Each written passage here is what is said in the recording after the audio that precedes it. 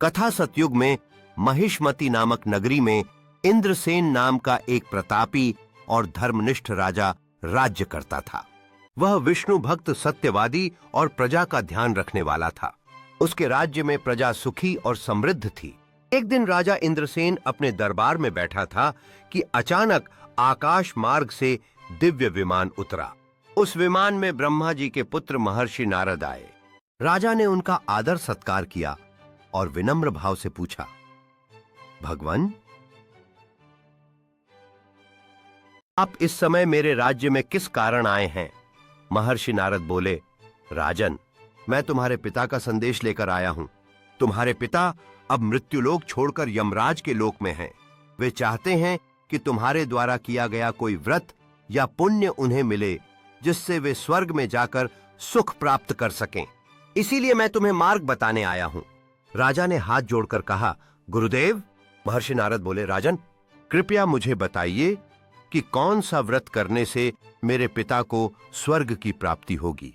आश्विन मास के कृष्ण पक्ष की इंदिरा एकादशी का व्रत तुम्हारे पिता को मोक्ष दिलाने वाला है।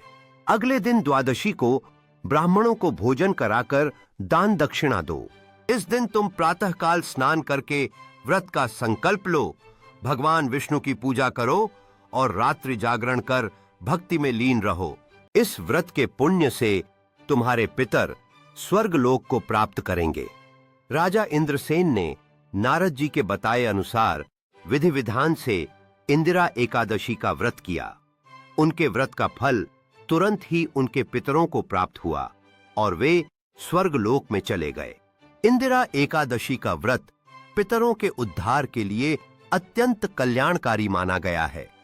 इसका पालन करने वाला न केवल अपने पूर्वजों को स्वर्ग लोक दिलाता है, बल्कि स्वयं भी पापों से मुक्त होकर विष्णु लोक की प्राप्ति करता है। इंदिरा एकादशी व्रत करने से पितरों की आत्मा को शांति और मोक्ष मिलता है। यह व्रत जीवन में सुख, समृद्धि और पुण्य देने वाला है।